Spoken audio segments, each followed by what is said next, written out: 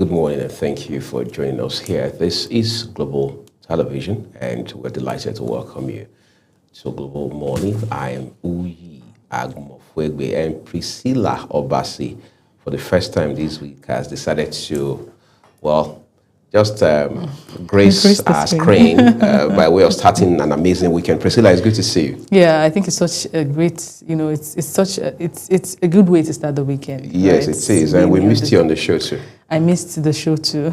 Great. So a lot happened. I won't say in your absence because the fact that you were not on the show does not mean you have not been following developments and all of that. But I think yesterday was pretty interesting. President Bola Tinubu did a couple of things. The first Federal Executive Council meeting in a long time, and then he used that opportunity to appoint ministers, inaugurate them, right? Ministers. Yes, one to replace the former minister who is now the APC national chairman, all right? Okay. Ministry of Humanitarian Affairs. Okay. Yes, we have that. That's the Dr. Bernard Mohammed Doro. And then you have another gentleman from Enugu to represent the other minister, Chief Uche, who resigned over controversies around his credentials. So he did all of that yesterday. So you have those two ministers now, so we can move on with our lives. But the second thing was, which is for me quite very, if you like, salient at this point, is the appointment. The reassurance by the president of how that. The federal government is working, tooth and nail to run circles around insecurity of any kind, all right, in the country. And obviously that reassurance is coming on the heels of these talk and proposal by the United States government of intervening militarily in Nigeria, giving increase in insecurity that we've seen in the country. So I think that's important for people who say, well, the president hasn't spoken. It has been his media aides that have been talking the whole time. Because I had a guest on the show yesterday who said that we have not had coordination in terms of our response to the position of President Trump. By his own assessment, he says it shouldn't be the ministers who are talking. Wike is talking today, Kayamo is talking tomorrow, Mohammed Idris is talking the day that follows. He says that's not how it works. It's only two people that should officially be responding on behalf of Nigeria at this time. The first is the Minister of Foreign Affairs, and the second, which is even far more important, is the President of the country. So I want to believe that, of course, in the course of the closed-door meeting that happened yesterday as part of the Federal Executive Council session, the President must have now giving directive as to how better coordinated this response must be. I don't know if you have been bothered about all of these as well, but of course you've been following the news. Of course, it's such a great time to be alive. Why is that? Because a lot has been happening, really. And it is, do I say sensitive? But somehow the whole happenings kind of brings, it looks as if it's bringing some kind of hope to the common man out there. Some Nigerians are rejoicing. They are happy that, alas, somebody hears our voice. Alas, our cry is being heard and all. And the responses to all of that to me, has really been funny. To me, it has been funny. First of all, the response is seeming as if, we're just realizing what has been happening. We have... So like as if we got caught off guard. Exactly. People have been coming out to cry. This is not news. So I responded as if, oh, wow, such an emergency. It's not an emergency. You get. It is not an emergency. And we saw when President Tinubu changed, the military... The service chiefs. I said something. I said, I hope the swiftness in this change would be the same if the common man out there is being threatened. And can we say that it actually is the same? Because people come out to say, oh, Christians are being killed. Let's not even turn into a religious war right now. Right. It's not about, the focus is not a Trump coming to Nigeria. This focus is people are being killed. So it looks like we are shifting the focus from the happening. No, it is Muslims. Yes. No, it is Christians. Yes, No, exactly. The question is, are lives being lost? Exactly. That is the focus of the conversation. Right. Let's leave, the intervention and all of that. Let's start from the basics. What is happening? Is this true of any sort? What are we doing? And it's not just about coming out to say we are doing this. I keep saying it. This era of coming out to assure Nigerians with just mere words is coming to an end because people are more aware. You have to do something better. You cannot just come and give a statement or make a public address and in your address, what are the strategies? What have we done? Where are we at? We keep saying, okay, we are going to do this. We are going to combat insecurity. It's going to come to an end very soon. How do you assure me that have been in this country over and over again, see people lose their lives over and over again, just to use your words to tell me it's going to be over? No, it's not. It shouldn't be done that way. Give us strategies. We want to see figures. We want to see, plans. We want to see it written. We want to see it. Let it make logical sense to the common man out there. It's not just words that, will do the whole magic at this point, I must say. All right. Well, some of the president's aide had said that Oga is going to get in touch with President Trump. All right. But you see, we can't be sure of that because there's no authority behind that. So at best, it's just speculation. However, we are hoping that, just like the president has said yesterday, Nigeria and the U.S. will now effectively engage. But why is it delaying? I think it has delayed. Maybe the diplomat. Okay, here's my concern. First of all, I want to believe that from a diplomatic standpoint, Nigeria is working. I mean, that's what I expect. I can't say that is happening because I don't have the facts. But I expect, like other Nigerians, like every other right-thinking citizen, that Nigerian authorities, from a diplomatic standpoint, must have been working to ensure that those channels that are very vital are open and already running in such a way that the U.S. authorities are understanding that, okay, maybe we got it wrong at a point. Maybe there's something we didn't get right. Okay, maybe, yes, these guys may have missed it the whole time, but for the first time, they are sitting up to do what they should do. I want to believe that's happening. However, on the flip side of things, President Trump has been relentless about what the U.S. would do. I mean, yesterday, I was watching a video like most Nigerians have seen, where right from the White House, he was talking about how that he had given marching orders to some senior members of Congress, all right, as to what they should do, what they should provide him, and that must happen immediately. All right. So the question is, are we playing catch-up behind the U.S., or are we also, if you like, running at same pace? That has to happen. Because if the U.S. is ahead of us in our own battle, country, exactly. If they are ahead of us in our own battle, it is shameful. That already means that we are doing next to nothing. Because whether you like it or not, even if the U.S. were to say today, well, we are no longer interested in anything Nigerian. The question is, are we not still going to be responsible enough, sit up to deal with our own internal problems? Because Boko Haram, banditry, kidnapping, insurgency, all of them are Nigerian problems first before they are anything else. Yes, we understand that the U.S. has a lot of interest in Nigeria. The U.S. has been our friend for a long time. Business, diplomacy, politics. We've done a lot of exchange over the years. So the U.S. Common sense demands us to understand we will not just sit idling by while all of this is happening. It doesn't happen anywhere in the world. We have seen the U.S. intervene in India. We've seen them intervene in Myanmar. We've seen them intervene even in China, which is the world's second largest economy. So we need to have that conversation from this standpoint to also disabuse the mind of people who think this is all about minerals. This is all about the U.S. coming to collect. Exactly. Even if that is going to be, or if that is already one of the elements or strands in this conversation, we must also understand that the world is now interconnected. All right. And with the U.S. having embassies across the world, having interest in Nigeria, doing business here, having professionals on the ground here, doing a lot of things, we don't expect them to fold their arms and do nothing. Then finally, we must also realize that the Nigerian government must work fast enough, smart enough, to find out, is there something the U.S. knows about all of these insecurity issues that we do not? Or is there something they do know that we also know we have not acted on, but now the U.S. is acting on? Because it is instructive to hear or read in the news that the U.S. is saying, look, we have earmarked 12 governors. We have earmarked some politically exposed people that we are going to sanction, that we are going to, whose accounts or assets we are going to freeze. The question is, hold on a second. is the US singling out those people because they don't like them? Or is there some intel the United States has on them that has now formed the basis to say, look, these people have been indicted in sponsoring or empathizing with terrorists? These are issues because the world is now such, we must understand that terrorism in one part of the world is a problem for people in another part of the world. That's how it works. And that's why you realize that, I mean, just imagine ISWAP, as they are now called, which is a branch of ISIS, which of course is in the Middle East. It's not in West Africa. How did they get here?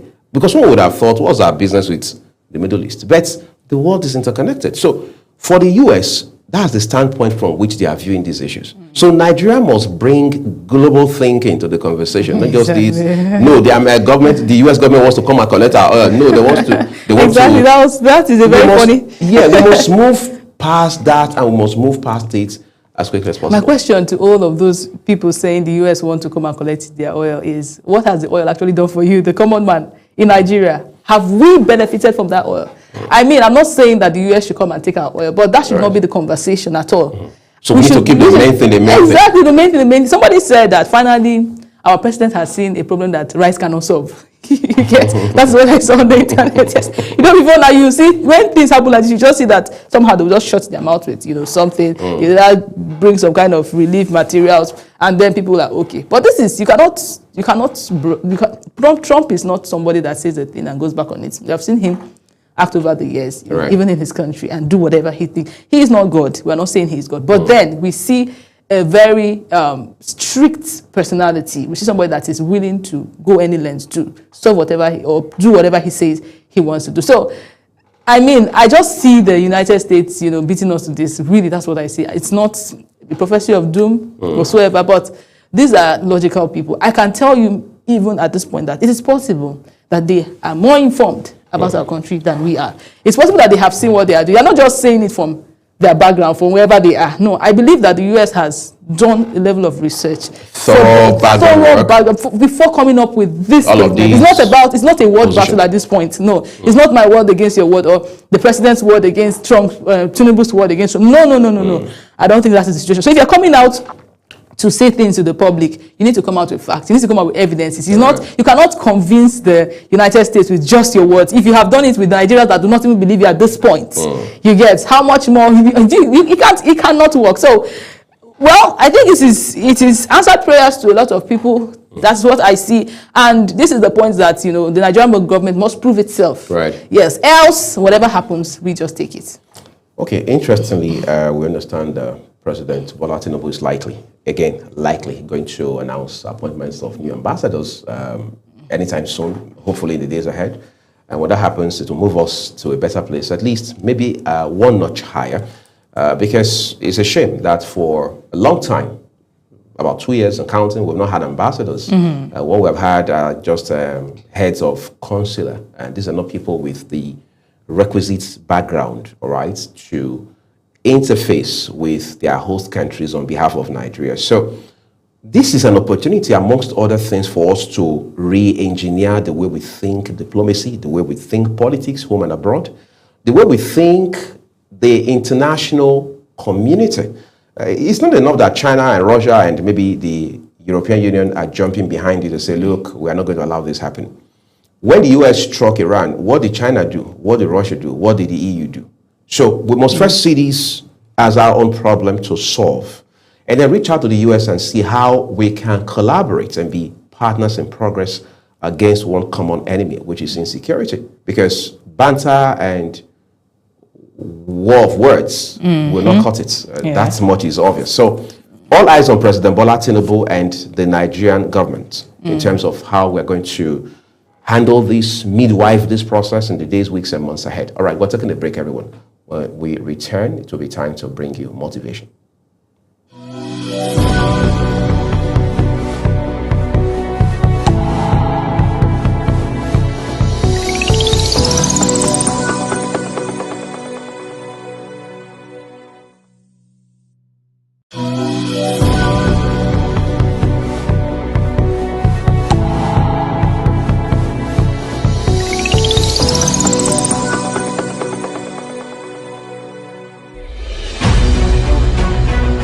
Morning is your top morning show here on Global Television. We bring you fresh news updates daily while delving into a variety of current affairs and topics. And at the same time, keeping you well informed about important events, both national and internationals. Global Morning serves as a valuable source of information, helping viewers like you start your day well informed.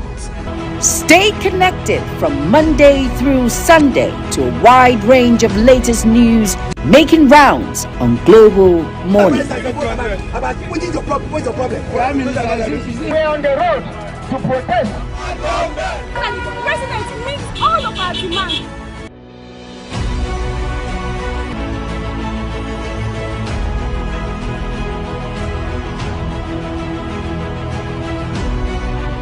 This is Global Morning.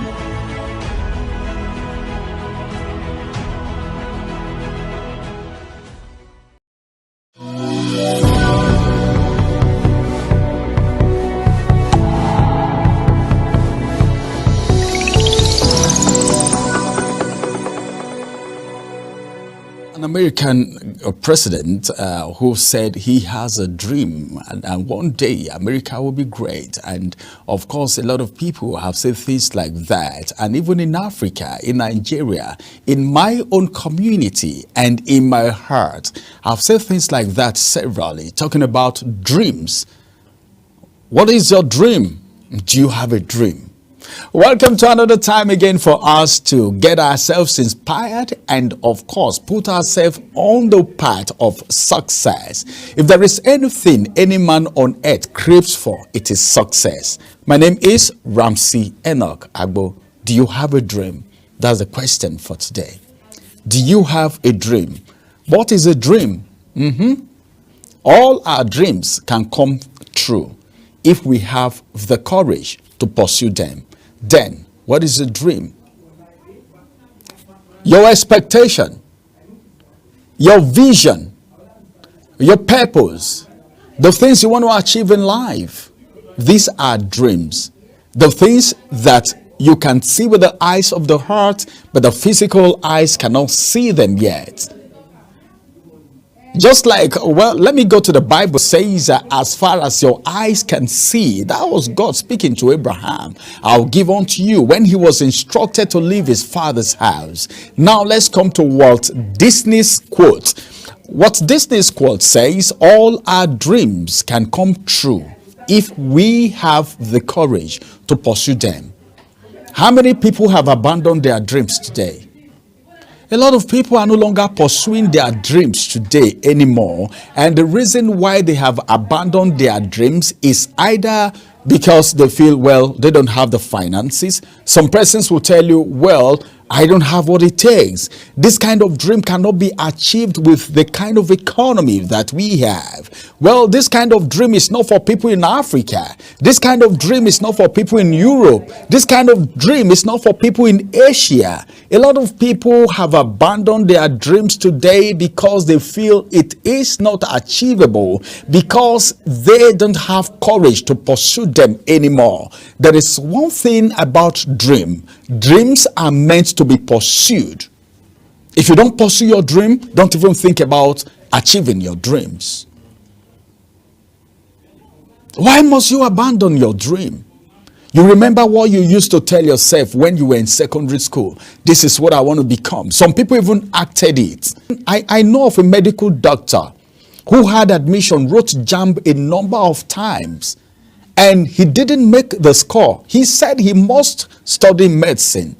He got an admission, he went to school, he wrote JAMB again, got admission again to study medicine, and he left what he was studying and went back to medicine. Today he's a medical doctor practicing. This is someone that I know. This is being rugged with your dream. You follow your dreams ruggedly.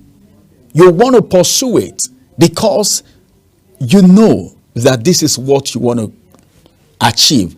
Any dream that is not pursued has no right to be fulfilled. That's it. Any dream that you don't have the courage to pursue does not have the right to come to existence. to be successful. That's what it takes. That's my explanation of this. But then let me inform us today that, as a matter of fact, dreams are the seeds of greatness. They inspire vision. They inspire innovation and purpose. But dreams without action are only wishes. Wishes are not horses. How I wish, oh my God, how I wish I'm that man. How I wish I'm that lady. Oh, how I wish that man is my husband. How I wish that woman is my wife. Oh, wishes are not horses. You have a dream to marry a good man, but are you a good woman? You have a dream to marry a good woman. Are you a good man? That's it. But then there are certain things you need to do to position yourself for the right man, for the right woman, for the right dream, for the right vision, for the right success in life. Because every proper positioning make way for proper possessioning. If you position well, you possession well. If you see well, you seize well.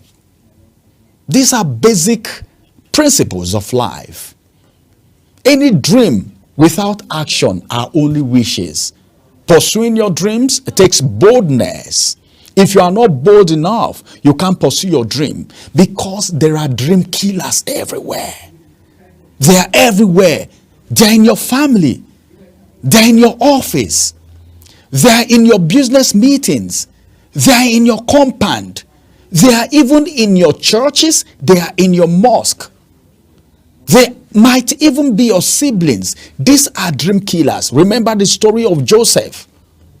Joseph's own brothers were the killers of his dream. But because he was bold, he was rugged, and because he was destined to achieve it, he pursued his dream. And his brothers make obeisance to him, the youngest brother. So for you to pursue your dream, there is something you need. They call it boldness. Especially when others doubt you. You may not look your dream from the beginning.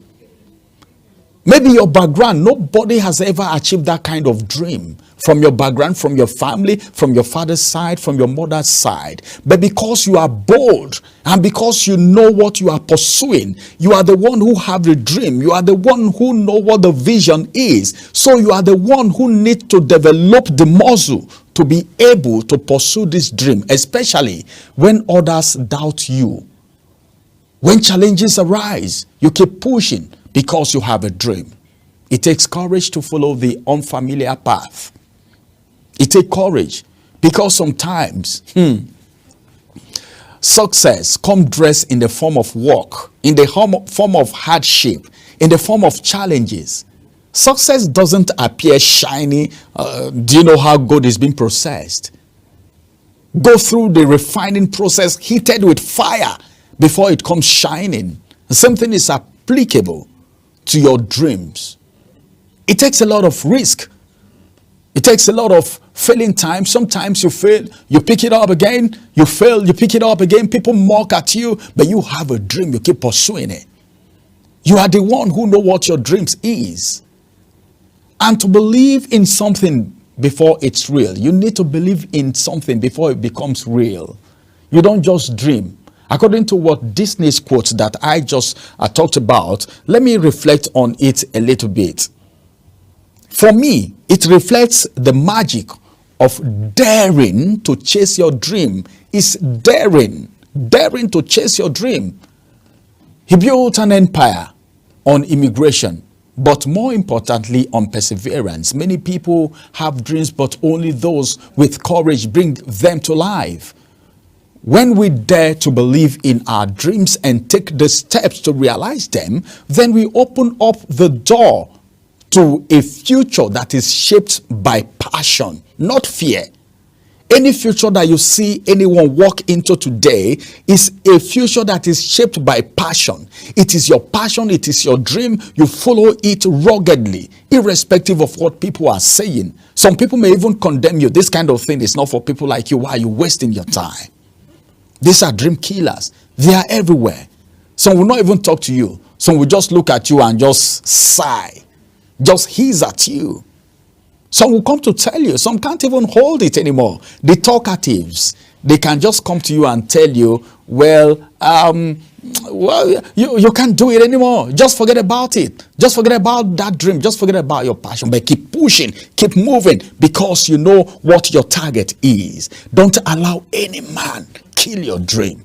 Not even your brothers, like the brothers of Joseph wanted to kill his dream. Keep pursuing that your dream. One day, you will share the testimony with me.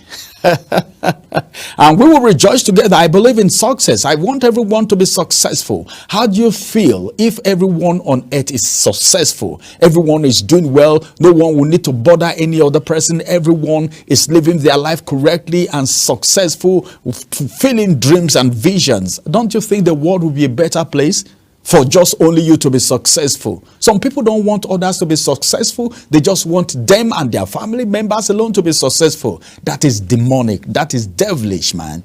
So we need to pursue our dreams irrespective of how difficult and challenging it is. This is going to be the size of the success tip for today. But I see a very successful man, successful woman, boy, girl, listening to me, watching me right now. I wish you all the best. We'll meet at the other side, which is called the City of Success. My name is Ramsey Enoch. Have a wonderful day ahead of you.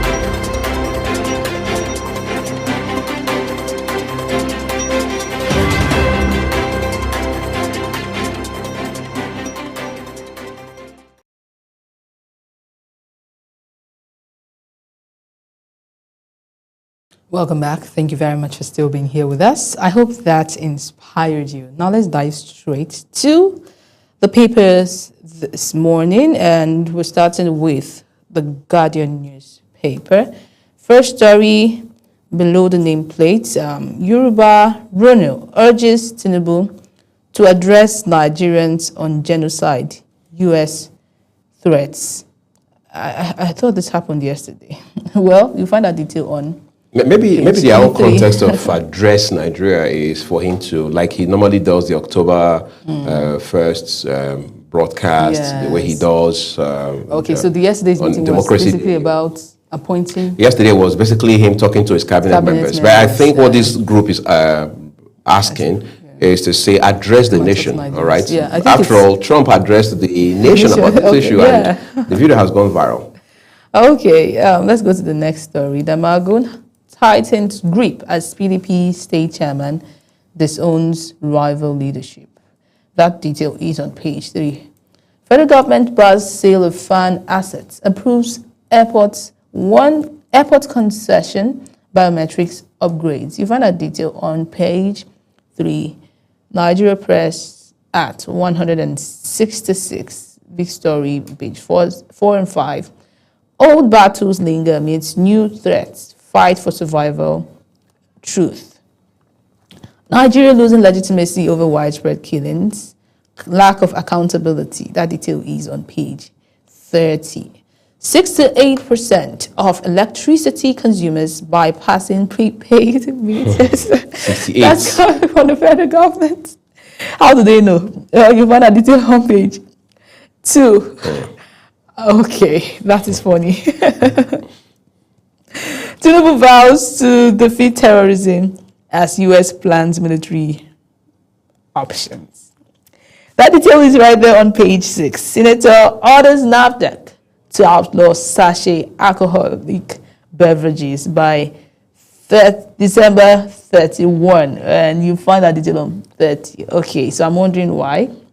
To the next story. Anxiety tied security as Anambra elects new governor tomorrow. Report ranks Nigeria state health emergency preparedness below 30%. That detail is on page 7, and those are your headlines for the Guardian newspaper. Let's go straight to the Nigerian Tribune. All right, sir. Thank you, Priscilla. All right, on the Nigerian Tribune, let's see what we have right there. We'll begin with the headlines above the name master of its top right corner with a picture of Wale Edun, Minister of Finance and Coordinating Minister of the Economy. It says, economy rebounding, inflation easing, says Finance Minister. The writer tells us FEC approves $396 million loans for IDPs. All right, we hope we don't also end up having issues around misappropriation on this one. 2027 APC plus control of Northeast Taraba Governor may defect on November 19, counting down to 12 days now, apparently. I mean, it says November 19. The writer tells us opens discussion with Adamawa governor. All right, but hopefully we're able to deal with insecurity before all of this, because we don't want to have elections in an atmosphere that is characterized by uncertainty. The Star headline says Tinubu vows defeat of terrorism as U.S. military drafts action plans. With 4 riders, President challenges a passing phase. President says quite assuring. We have opened diplomatic channel with U.S. that is credited to the federal government. U.S. Congress seeks sanctions on groups, individuals over religious violence. Trump's stance, a wake-up call. That's Senator Sirake Dixon from Bayelsa State. They're talking. So if we were not, following U.S. directly with this whole situation, we'd have the federal government come tell us that, don't worry, we're talking with the U.S., everything is fine. Okay, assuming the whole thing was not in public exactly. domain. Right. If it was not in the private domain, like maybe, this whole thing, if it has actually gone private, we will not see the feedback. But we are seeing the federal government telling us that diplomatic channels have been opened. What is the president of US saying? Is he also saying the same thing? Right. Because we see him coming out to say, okay, I have my plans, I'm going to do it with my soldiers. Just, talking to his own cabinet, his own people. Yeah. And then our federal government is telling us we are talking with them. So you are raising a very disturbing point, really, because as it stands right now, there's no indication that the U.S. Yes, authorities are in exactly. touch with us. Exactly, That you're not saying that. They're not talking with the Nigerian Nigerian authorities. government, Instead, exactly. they're talking to us. Exactly. All right, and that is very problematic. Very, very. So, Well, let's see a few more headlines for you from the Tribune today. It says PDP crisis, state party chairman back Damagun's NWC. And what more do we have there? Okay, well, there's a right under it. Insists on Ibadan convention, Adeleke not joining ADC. That's according to his aide. Oyo approves reconstruction of Idoaku for Erua, Igboho Kishi roads.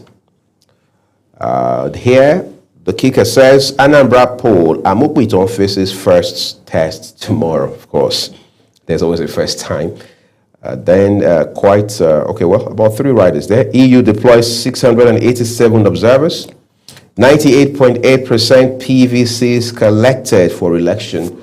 Again, that is INEC speaking. Obi seeks credible election, kicks against vote buying. And finally, on health, combining vaping and smoking increases risk of pre-diabetes by 28%. Combining vaping and smoking increases risk of pre-diabetes by 28%. That's according to a study. All right, read up those details from the Nigerian Tribune today as we move things over to the Punch newspaper. okay. So on the Punch newspaper, first story above the nameplate top left corner, we have FEC OK's biometric flight boarding, PH Airport concession, and that detail is on page 27. Federal government rolls out new plans to tackle food shortage. You find that detail on page 11. Abuja Disco sacks 800 workers amidst power crisis. On 24 is where you see that. Page 24. APC Wike blasts PDP over U.S. Embassy protests. What is PDP's business with the U.S. Embassy protest? Anyways, read up that detail on page 7. And then we have the big story, which is on Trump threat. Tinubu rallies foreign allies as North rejects Sharia ban. You find that detail on page 2. And there's a rider to that. Federal government vows to crush terror networks. NEF, ACF rejects U.S. move to outlaw Sharia. Let's see how all of this plays out. Anambra poll, INEC distributes sensitive materials, 55,000 policemen mobilized. You find that detail on page 15. Vehicle imports slide 10% on weak consumer spending. On page 23 is where you see that detail. Pretty Mike gets 50 million naira bill for alleged drug offense. On page 4 and 5 is where you see that detail. Newly inaugurated Tinubu campaign office demolished in Benue. That detail is on page 14. Those are your details, or your headlines for the Punch newspaper. Let's go now to The Nation. All right. Let's begin The Nation with the star headline. The kicker says Tinubu will defeat terrorism, secure every part of the country. The writer says Nigeria engaging constructively, diplomatically to address all genuine concerns. Then here in quotes, do we have problems? Yes. Are we challenged by terrorism? Yes, but we will defeat terrorism. We will overcome the CPC designation. We shall spare no effort until we eliminate all criminals. We want our friends to help us. That's from the president. Sounds quite Friendly. straightforward, friendly, and sobering all at the same time. But again, how we move from this point is very critical, right? Says FEC rolls out approvals, 43 billion naira for Lagos Ibadan Road, Phase 2. Maitama 2 District Judges Residences, $396 million loans for Northern IDP's Sakoto Health Project. Concession of Port Harcourt International Airport, Presidential Task Force to drive dirty December. Interesting. All right, then top right of it says Makinde approves 88 billion naira road projects. Nigeria targets 32% emission cuts by 2025. That's 10 years, quite an ambitious project there. GHL to AMCON, you can't appoint receiver manager for us. That's on page 3. That case has become a subject of litigation, but we understand that AMCON has now appointed receiver manager for the entity affected, but it's a story for another day. What more do we have here? It says tariffs, import restrictions, orders for review, new phase of economic reforms on the way. Then here, one headline on the right corner of the front page of the Nation newspaper. Forum of State Chairmen back Damagun PDP convention. Court to rule in Lamido suits on Tuesday. And then on the foot of the paper, COAS promises soldier first policy. That's the Chief of Army Staff right there, promising a soldier first policy. We hope that moves beyond principle of the pages of papers and become an experience for the soldiers. You can read those details on page 4. And lastly, Finance Minister leads G24 on page 7, right? Then let's allow you to read those details from the Nation newspaper as we move to the Vanguard newspaper now. Okay, so we're starting the Vanguard newspaper with the very first story above the nameplate. An electricity operator pushes for gradual transition to cost-effective tariffs. That detail is on page 19. Anxiety at Soludo, 2 women, 13 others. Tests might tomorrow. That detail is on page 14. Mba Fubara Abiodun worry over deplorable state of police training college. Okay, that detail is there on page 7. Economic records, strong growth, and that's coming from Edo. To the big story, alleged Christian genocide. U.S. Congress targets Miyetti Allah for visa bans, asset freezes. There are some writers to that. Nigeria not in panic mode, says the federal government, says it has opened discussions with U.S. We're going to defeat terrorism. That's coming from Tinubu. U.S. military draws up strikes plan against Nigeria, outlines heavy, medium, light attack.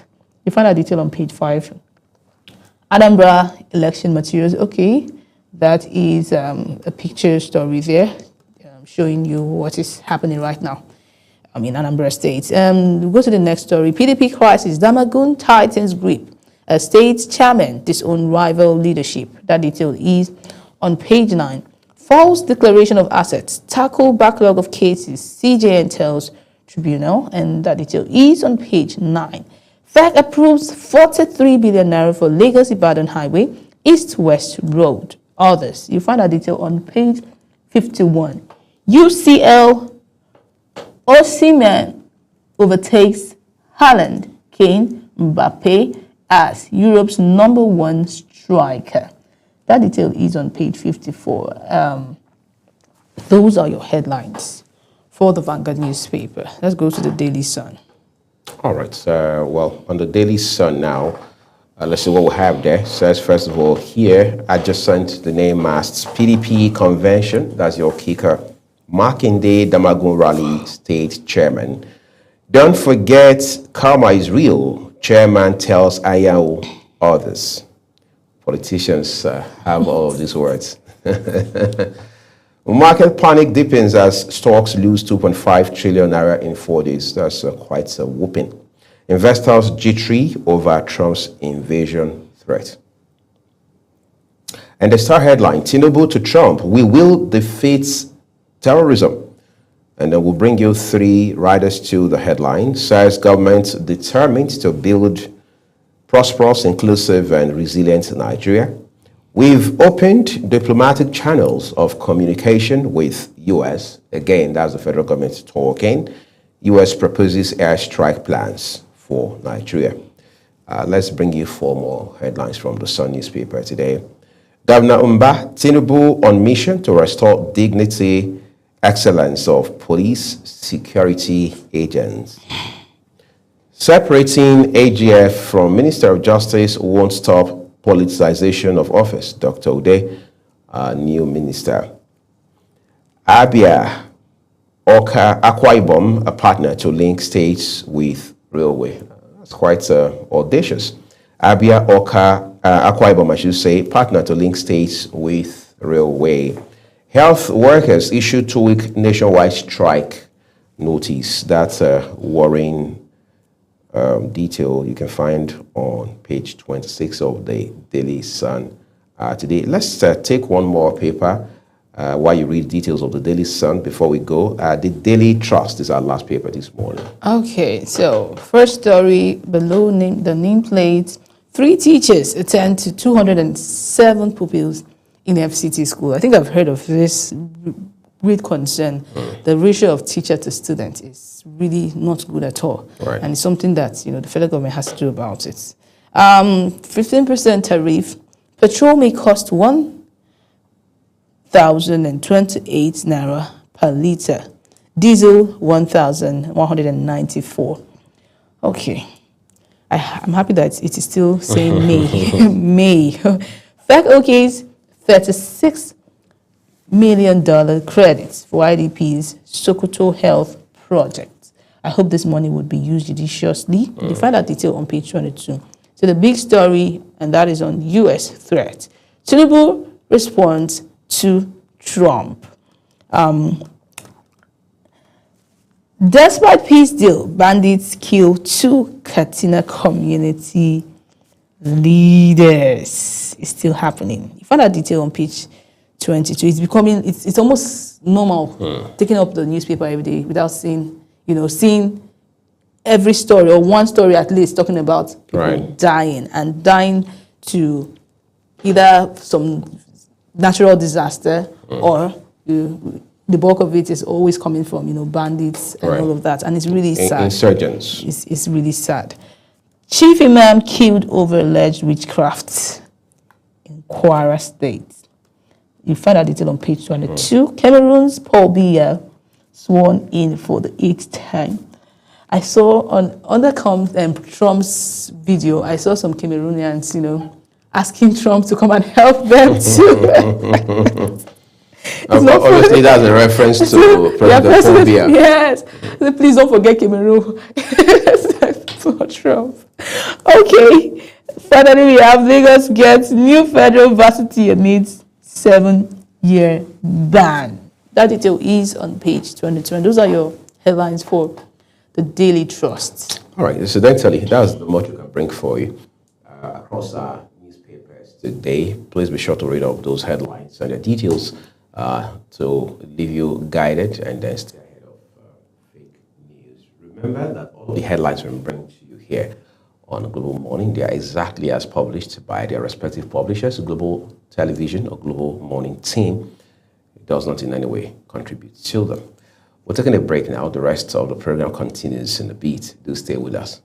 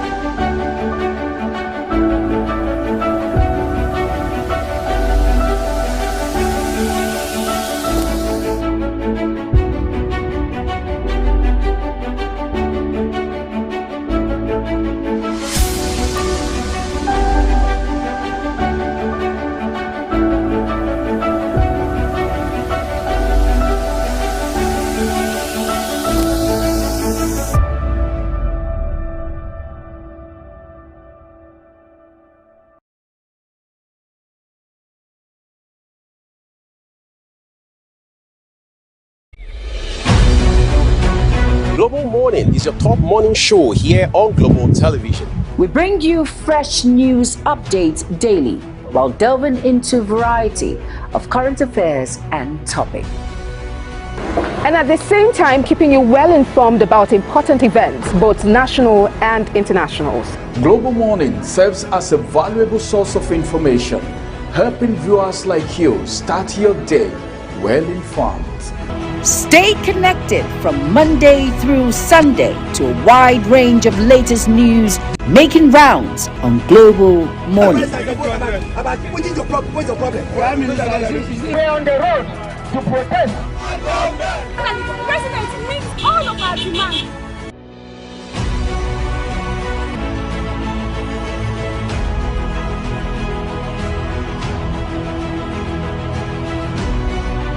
This is Global Morning.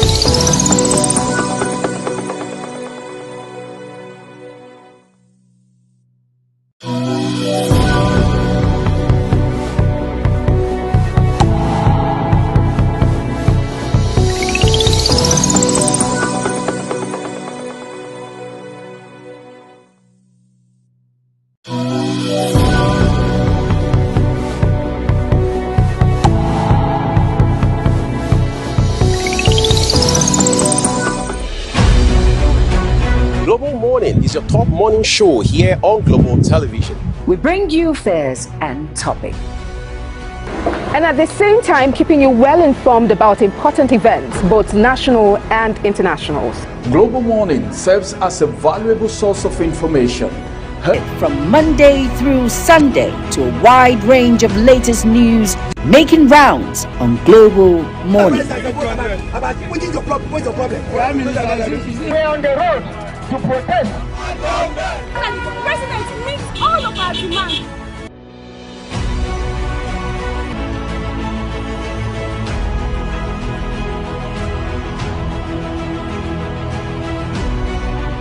This is Global Morning.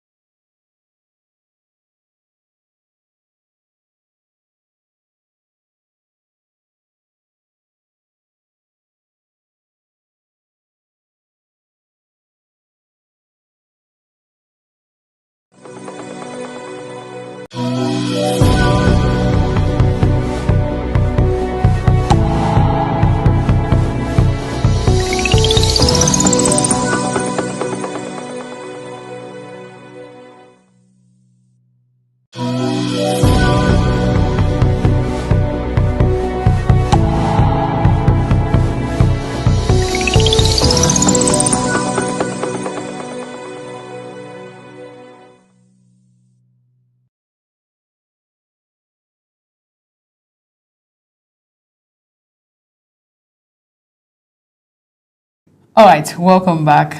This is still Global Morning. So on one hand, President Donald Trump has publicly threatened, military action against Nigeria over alleged failures to protect Nigerians. A stance that, casts Nigeria into global spotlight and raises concern, raises questions about security, about also the sovereignty of an international or their international image. And on the other hand, President Tinubu has declared that, his administration will defeat insecurity, it will defeat terrorism.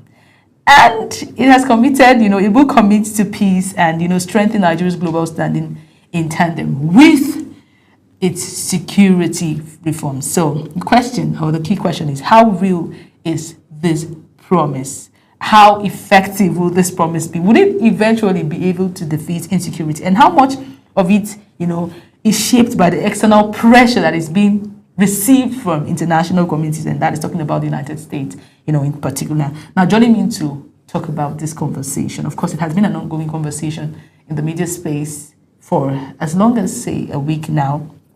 And it's important, to get the opinions of every single Nigerian about this, especially intellectuals in this very field. So joining me to talk about this is Ward Short Amechi. He is a political analyst, he is someone that, of course, will help us dissect this conversation. You're welcome, sir. Yeah, good morning. Good morning. It's my pleasure to be here with you. So let us even start. Let's start by hearing your take on what has been happening so far, concerning the Donald Trump's threats, to Nigeria, not Nigeria, against insecurity and the killings that has been happening in Nigeria to Christians. What do you think about it, sir? No, it's very interesting, really. Very, very, very interesting. And I will tell you that it wasn't just Trump that intervened. It was God that intervened. Because I can tell you that these killings, this insecurity, this terrorism, this banditry, everything has become so normalized that Nigerians have been made to take it in their stride. But it is just quite, the normal way of life in Nigeria now. And if you watch the lukewarm, lackadaisical, and sometimes non-concerned engagement of government on this, you just see that they just pay passive attention, and then all the officials that follow get one more attack and more killings. Nothing goes on beyond that. And then you never see any people suffering consequences of their actions. So Tinubu's intervention, Donald Trump's intervention, as fortuitous as it was, as planned as it was by the American government, I can tell you, will in every way benefit every Nigerian. I don't even understand why people are against the President of the United States, who has chosen to do what we have refused to do. And let it be clear that this thing is not about this current government. This whole thing didn't start now.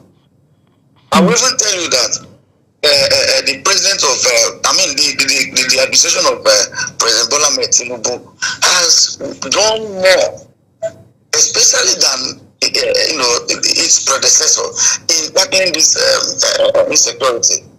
Because when the previous government elsewhere, we saw express permission, encouragement, and the complicity of the government in fostering these things. Because the government of Muhammad Buhari late was behaving like there was this official consent to, enable the perpetrator of these things have an easy access to their victims, do what they want to do, and go thereafter put the government to continue to pay their usual lip service.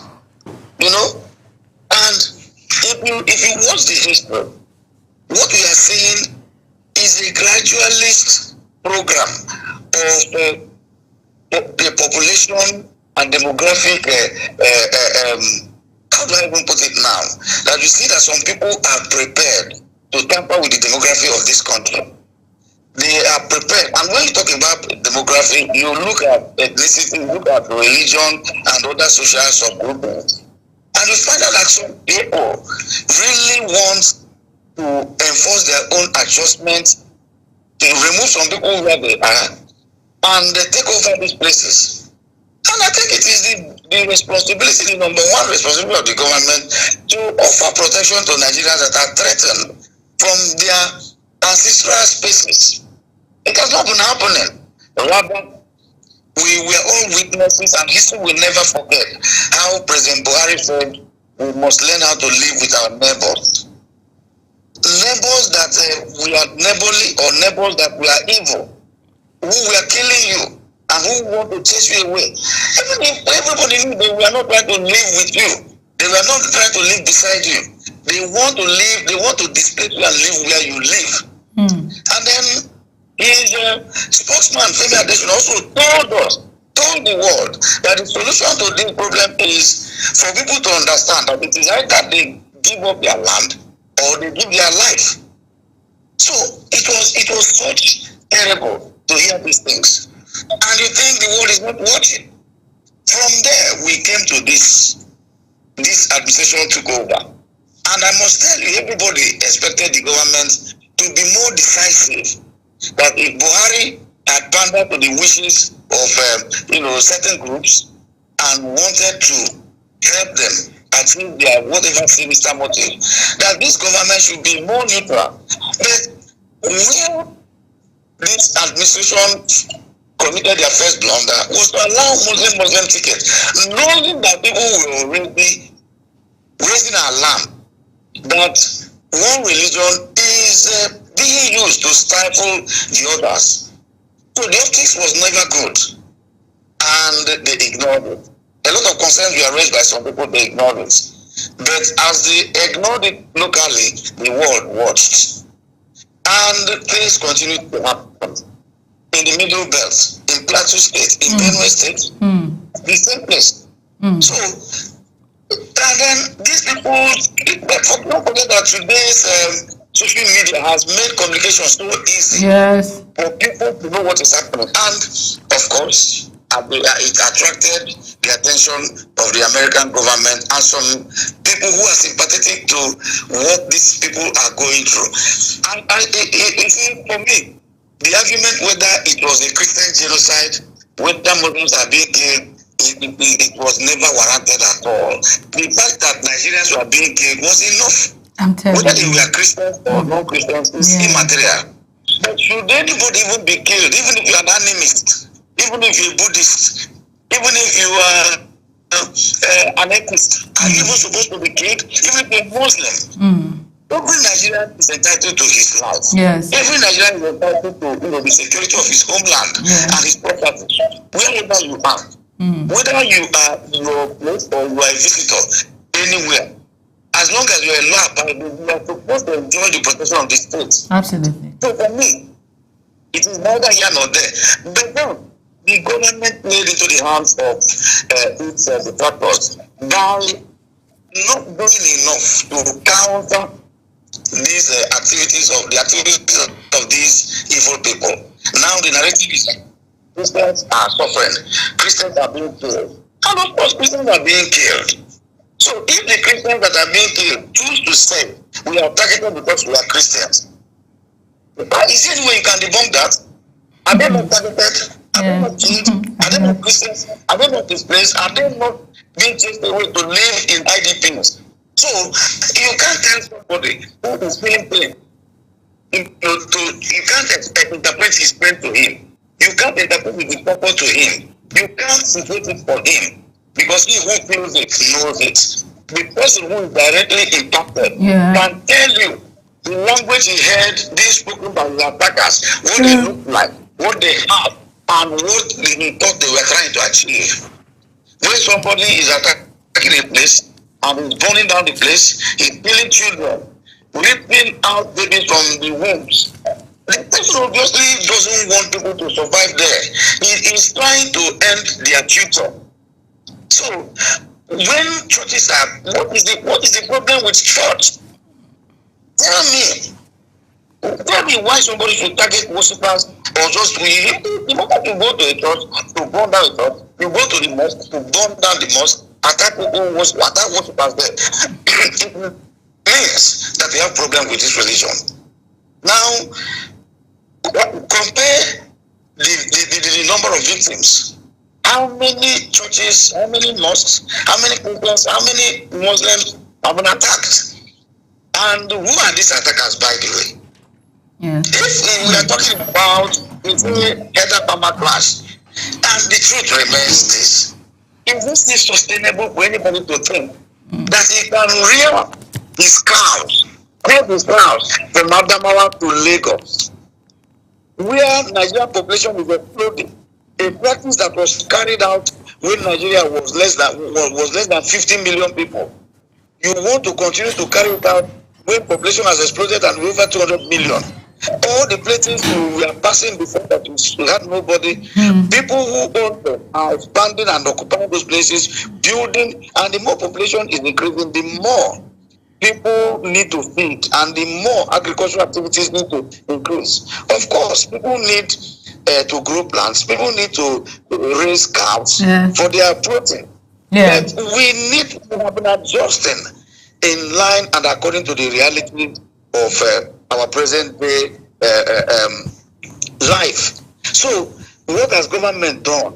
You saw how the previous administration was doing everything to ram down the throats of Nigerian policies they saw as inimical, but we are designed to favor certain group. You don't do that in a country and expect to peace. You don't do that in a country and expect people not to feel marginalized. For me, this country belongs to everybody.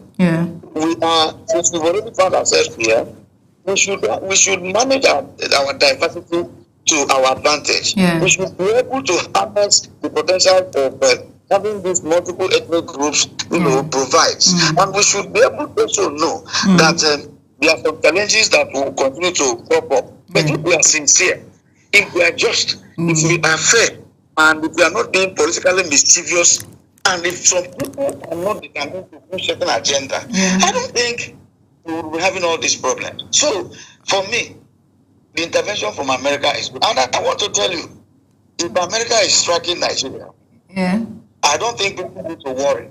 The Jew is afraid. It's only the people that is afraid, because I don't think that President Trump will just order bombs. Well, I want to ask, do you think there's a room for, do you think it should be on a collaboration basis? Don't you think that it would be better if it's if the Nigerian government collaborates with it?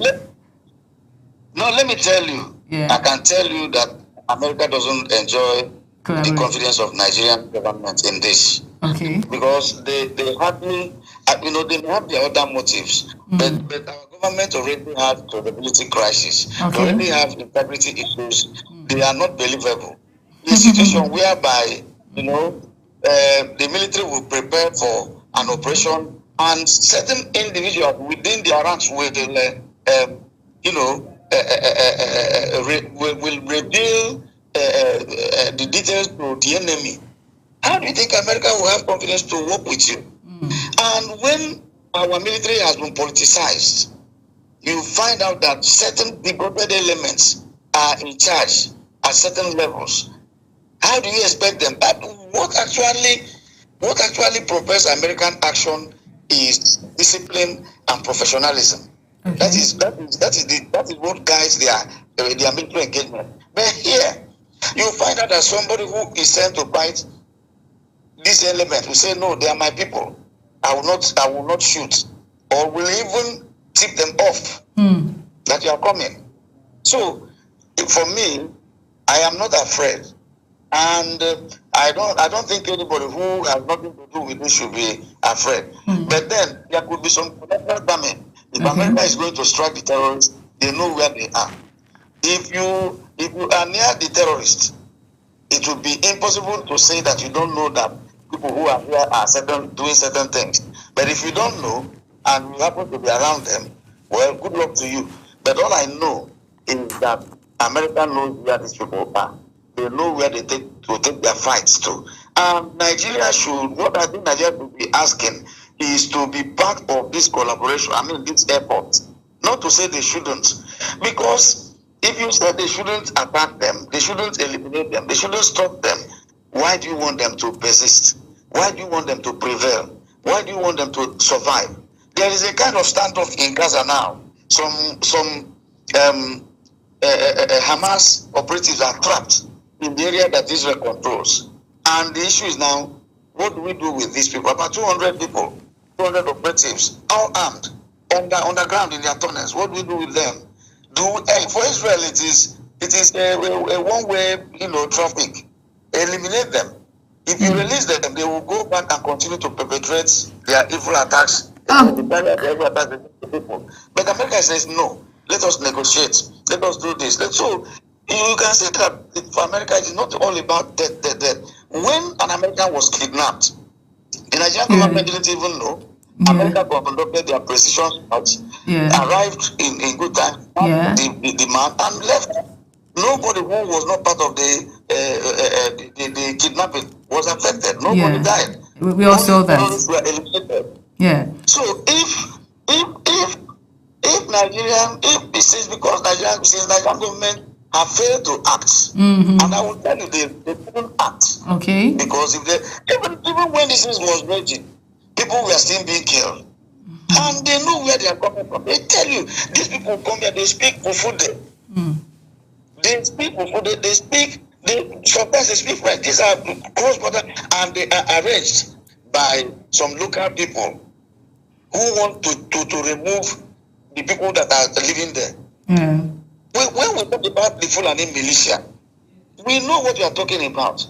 The militia is a kind of standing mobile army that can move to any area that those who need them want them to go and operate. Okay. Attack the people like a global army, especially in the dead of the night when people are sleeping. Attack them. They are not. It's just to terrorize them, chase them away, instill fear in them to flee. Then they will run away. How many villages have been sacked in Nigeria, and some people are now occupying it after chasing away? It's so terrible. We don't even process the extent to which people have been traumatized. How can somebody who has his ancestral land, his community, where his father was born, his father was born, and where he's living, and they have been chased away to live in a primary school with poor sanitary conditions, with poor feeding, and then other people are now occupying his village, rearing their cows there, denying him of his own livelihood of farming. People are now living there. He named his community, and there has not been any effort by the government to recover this place. And you are telling me that those who have the capacity to ensure that these people get justice, that they live, is not that. No. Let's talk about the sovereignty of Nigeria. People have come out to say we're a sovereign nation. This shouldn't be. We can handle it. To do what do you have to say about that? Especially, let me tell you, all those things are just all grammar. You understand? If you want to talk about the sovereignty of Nigeria as a nation, fine and good. But in wanting to exercise that sovereignty, have you been able to offer Nigerians that sense of belonging that will make them recognize this country as theirs? Have you been able to offer them protection, security? Have you been able to offer them political stability? Have you been able to what does sovereignty mean to somebody that has been chased out of his land? What does sovereignty mean to somebody who can no longer access his farm to feed for his livelihood? What does it mean to him? Some government officials are in Abuja ensconced in luxury and protection and speaking grammar about sovereignty. If you want to enjoy yourself, and these people are Christians, with affiliated with others by faith, they have brothers across Nigeria. I think you heard Buhari tell us that he has cousins in Niger Republic. Why wouldn't he build a railroad and then express road to Niger Republic? That he has people there. So he was thinking about his people in Niger Republic. So if Christians in Nigeria are being killed and the people that share their faith from other places are concerned, there is nothing wrong with that, especially when the government has refused to act. The government acts. The government should protect everybody. If Christians are being killed, protect them. If Muslims are being killed, protect them. We don't have to dissipate anything talking about whether it is Christians that only Christians are being killed or Muslims are also killed. Every life in Nigeria matters. Don't talk about sovereignty. When sovereignty does not guarantee the security and safety of Nigerians, you are telling me sovereignty. When you allow people to violate the terrorists, some of them are not Nigerians. They are coming from outside of Nigeria to kill people in Nigeria. And we are not stopping them. So people cannot as well come also from outside Nigeria to save those people that are being killed, that they are not secure. So if Nigeria is doing all, because I can tell you, we are not doing all that we should do. But if this goes, you can imagine what has happened within these 2 days that this whole thing started. In the past 1 week, we are now seeing some level of accountability, some level of response from government, some level of concern, and it is because America is breathing down their neck, and they know what it can do. They know what it can do. Maybe sometimes we need this kind of whipping in line, because we have had a lot of irresponsible people running the affairs of Nigeria, people who are soulless, people who are heartless, people who are never concerned with anything that has to do with the people except their own narrow and parochial interest. This country belongs to everybody. Let the poor live, let the rich live, let everybody live, let the Hausa live, let the people live, let the Fulani live. Everybody should live. But when a particular group is targeted and you don't do anything or you don't do enough, you expect people not to talk? No. The preacher who was showing the whole world, his parishioners, his members that were killed, was that thing staged? Was it staged? It was not staged. These were real. He was showing the world what happened. And I know before the escalation, even before the Bishop of Makurdi had to go to the US to speak, they must have talked and talked and talked. And of course, in Nigeria, nobody listens to you. Nobody listens to you, my dear. Nobody. Nobody listens to you. We have normalized atrocities. We have criminalized people who protest. We criminalize those who object to evil. We criminalize those who speak up against political criminality, religious atrocities, and all of that. But when we want to normalize those who are perpetrating evil, and you want to tell us that, yes, after Libya was destroyed, then Nigeria is now prone to terrorism. And then, if that is the case, what effort have we been making? This thing has become an industry where some people have been benefiting. Yeah. That if this insecurity stops, those who are making Nigeria buy from that will not. Okay, the other dimension of illegal mining and all of that. What are you saying about it? Is it not the elites that are carrying it out? Can you tell me that the DSS do not know those who are doing these things? Can you tell me that the intelligence agencies, they don't know who are behind all of this? What have they done to stop them? Those people who are mining gold illegally from Zamfara. Well, they appear not to know. So what have they done? What have they done? Probably nothing, because there is some level of complicity and collaboration. I'm not accusing anybody, but if you don't know what they're supposed to do, then something is wrong. Let's talk about the Christian leaders in this part of Nigeria. We saw some of them coming out to say that there was nothing like genocide, all of it is false. And then you mentioned that the very man that was able to bring this to the limelight was one, pastor in one local community. He has been able to raise awareness internationally. What does this say about, the leaders in the Christian body? Let me tell you. I told you it is neither here nor there.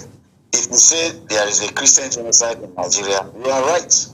If you say it is not a Christian genocide, that everybody is being killed, you are right. But by the time you go down to the details and how the pattern of these attacks, you find out that it is more or less of a Christian genocide than anything anybody's trying, any narrative people are trying to weave.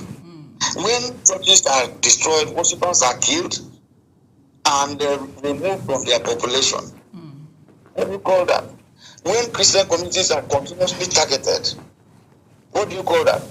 Have you not heard that sometimes that when these attacks occur, or that, in fact, before it occurs, some of the local communities will get intelligence that some of these people, strangers, we have sighted lurking in the bushes, and they will tell the security forces, and they will not act until after the attack. And even when they want to defend themselves, even when they want to go after the attackers, they will be prevented from doing so. People are attacking these communities with AK-47 rifles, sophisticated arms and ammunition.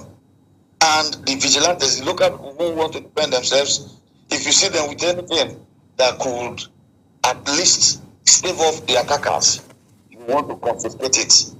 You don't want them. You say, no, don't resort to self-help. It is the right of every man to defend himself. However, you may wish to do so. There is a Christian man from Adamawa State that was condemned to death for defending himself after being attacked by a herdsman who wanted to kill him in his farms. And the court said he should have run away instead of fighting back, defending himself. They could have as well said you should have allowed them to kill you so that there will be peace. No, now, you don't do this kind of things. The world is watching. The world is watching. And when people say this is a Christian genocide, how many of these attackers have been prosecuted for safely and jailed? We only saw a video response from the security officers recently when America began to talk, and they started telling us, yeah, we are trying this person, we are trying this person, we are trying this person.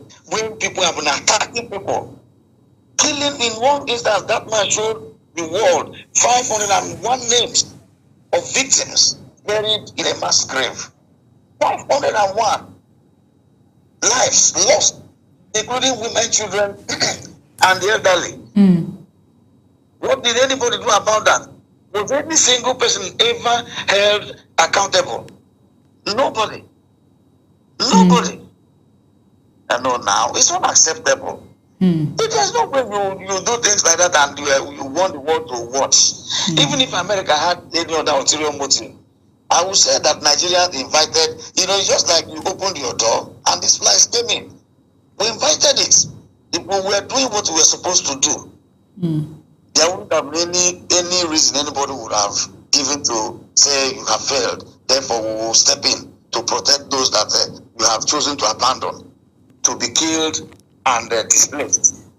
So, instead of speaking grammar, the best thing that government need to do is to act. Let them say they are engaged. Okay, so let me ask you this: if you were to advise President Tinubu right now, what would be your top 3 priorities for delivering on this promise to defeating insecurity? Okay. Number 1, there has to be, justice, accountability, and these people has to be stopped. President Tinubu should stop being politically correct. He should stop trying to pander to the interest of some people. If they say it is the Fulani militia, call the Fulani people and tell them to stop destabilizing this country. If they say it is Igbos, that IPOB is creating problem in Nigeria, or unknown government, and find out who are behind them and do something about it. Do you understand? Yeah. If and then people say when you blow, you open your arms. We've seen them call out the Boko Haram to sort of give them some kind of amnesty. Do you think it's what kind of amnesty is that? Let me tell you, the kind of thing that propagated the militant agitation in the Niger Delta, which eventually was solved by amnesty, is not what obtains in the north, especially in the northeast where Boko Haram and the bandits operate. These people, they have oil deposits in their community, and they watched as these resources are plundered, and they benefit nothing from that except the devastation the environment suffer. They could no longer fish, they could no longer cultivate in their farms because of oil pollution and all of that. Yeah. The environment was no longer safe, and they complained and complained and complained and complained. Nobody was listening. So we are agitating for resource control, inclusion. It is different from those who say they don't want you to practice your faith. It is different from those who say they don't want you to live where you live. Those people they didn't carry arms. The military didn't carry arms to say nobody should live in Niger Delta. They are saying enough of exploiting us. If you remove anything from our land, we also have a right to a reasonable portion of the revenue. You have gold, you have other solid minerals in the north, individuals exploiting this. In the south, where we have our own oil, you don't allow us to individually exploit this. It is injustice. It is exploitation. They began to fight. Then President Yar'Adua saw the reason and the logic in the argument and said, come, let us sit down. It is not like somebody who says you should not go to school, that Western education is forbidden. It is not like somebody who says if you don't convert to Islam, you'll be beheaded. They are not the same. How do you offer such a person? Because there is a fundamental problem with his own thinking, with his mind, with his belief, with his ideology. So how can you placate? Are you now going to tell me that everybody must renounce their faith for them to have peace? What that rehabilitation is meaningless, because they will come gain further foothold, and from within the system keep compromising the security of this country. They are not the same people. Okay, did you ever hear that the rehabilitated militants were inducted into the Nigerian military? No. But we were told that, I don't know how true is that some of the repentant Boko Haram people, rejoined the army or something like that. Sometimes government denies that, but I don't know what is true. But for the fact that they say they are rehabilitating them, and that is the current engagement approach. Why are you abusing lawbreakers? Why are you abusing criminals? Why are you abusing killers, murderers, people who are carrying out genocide? Yes, if anybody chooses to call it genocide, the person is correct. I don't call it genocide, but I recognize that it's as grave, even if not more than anything anybody would want to describe it with. For me, it's just a matter of nomenclature. Then again, Tinubu should encourage peace in the southeast. Encourage what? Peace. Okay. In the southeast by releasing Nnamdi Kanu. You see, people who are outside the southeast will not understand what is playing out there. They will not understand. When this Biafran agitation started, a lot of people in the southeast didn't take them serious. They were rather just see them as misguided people who, but with time, because of poor responses from government, they began to earn the respect, attention, gain attention of the people. Why? Because those things they were pointing out, they were saying that our people were suffering, that their people were being marginalized, their people were being exploited, people began to see them. And if you say they don't want us to be part of Nigeria, and if they don't want us to be part of Nigeria, we don't have any sense of belonging, we don't have any fair share of the results of this country, then let us go. If you hate us this much. But if government want to make this country available to every Nigerian, no matter who you are, that is why I about it. But I don't know why they choose to play politics with this. And I can tell you that the same marginalization that the Southeasterners cried out right from Buhari's time is still subsisting. We will be there to know that I'm not there for my own family. We will be there to know that I'm not there for my own family. I'm not there for my people. I am there for everybody that is in Nigeria. Then you see that this country will prosper. We are so endowed by God, but we are with our own hands destroying the country, destroying what Nigeria and what God gave to us. Our diversity should have been our strength, but we are now misusing it. If, as an Igbo man, if I find myself in the office tomorrow,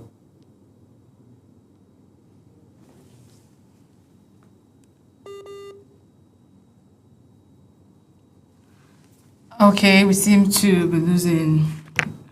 Are you there, sir? So the problem. That is the problem. So the thing is that I want people to be very sincere. Forget politics. But Nigerian politicians, they are more interested in maintaining their hold on power. So all the people of influence that could pose a problem to their re-election ambition will want to be appeased, even when those people are demanding for what is not fair. So basically you're saying that you don't think we can handle insecurity. You think we just allow the military from the United States to come help us do this thing. They're handicapped. That's not what I said. Okay. What I said is that it is the way we choose to handle the insecurity that allowed it to escalate to a point. So at this point that it has escalated, is there no way whatsoever to take it back and do whatever that needs to be done? Are you saying that it is impossible, or somehow our leaders have refused, or at this point they are still? No, it's not impossible. It's not impossible. What the government needs to do is to stop talking and start acting. You see, nothing is hidden. America have their facts. They have the whole. They know what is going on. I really feel they have more facts than we even think they have. They are not speaking from a place of just perception. They have, dug deep. No, they can. If they brief you, if you know the intelligence they have. Of course, Nigeria is porous. Nigeria is porous. Nigeria is porous. There is nothing that is going on in Nigeria they do not know. Do you understand? Yeah. They know who are the sponsors of the terrorists. There was a time, a list came from Saudi Arabia, those who are, or Dubai, those who are terror sponsors in Nigeria. Did anything happen to them? A highly placed government official had a vicious terrorist wanted for mass murder. He was found in his place, in his lodge. Did he even suffer any consequence or any repercussion? Today, that person is sitting at the highest level of government, presiding over the security of Nigeria. And they are telling me that we are serious. No. You don't do things like that and expect. Americans are not fools. It's a shame that we are now being hounded by America. It's a shame that don't you see what Israel and America did to Iran? Don't you see what they did to Iran? Did Iran like that? Did they want that? But because of their policy of belligerence around the Middle East and the way they were, spreading terror around, at a point, Israel had to act in their self-defense, and America had to join them as their allies. You understand? Yeah. It doesn't matter whether you like it or not. If Iran could be hit the way they were hit, of course Nigeria is also susceptible. What we need to do is to prevent things that could. It's just like going to war. There's no government that will want to easily go to war with its neighbors. You defend yourself. The best form of defense is diplomacy. Use diplomacy to avoid anything that will lead to such a thing. It doesn't mean that you have to be weak, but you have to. War is a last resort, and I can tell you that what the American government is doing now is the last resort, because it is clear to them that nobody is willing to do anything different for what we've seen in the past. So I hope that what the government is doing will convince them to back down. I hope the government will continue to act and work in a way that is not just sending out their desired impressions to the world, but actually offering protection, security, and safety to our people. That is just that. The Chinese government came out to pledge support for the Nigerian government, saying that the US should stay away. What can you say about that?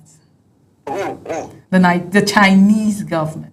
China has come out to back Nigeria. And then Nigeria would tell, why would the Nigerian government tell China to come? So that Nigeria will become a battleground between America and China. That would be the most foolish thing to do. If you just tell China, thank you for your offer. Just become where you are. Okay. For now, America is not saying that they are declaring within Nigeria. Yes. So you think China coming into the picture would make things, tilt towards? Of course, because it will upgrade it from America, wanting to help Nigeria. Oh. No. America is not coming to fight Nigerian government. America is not coming to fight Nigerian people. America wants to come and eliminate the terrorists. They know where they are. Now, is China coming to save who? Is China coming to save you and I, or save the terrorists? I don't think we need them.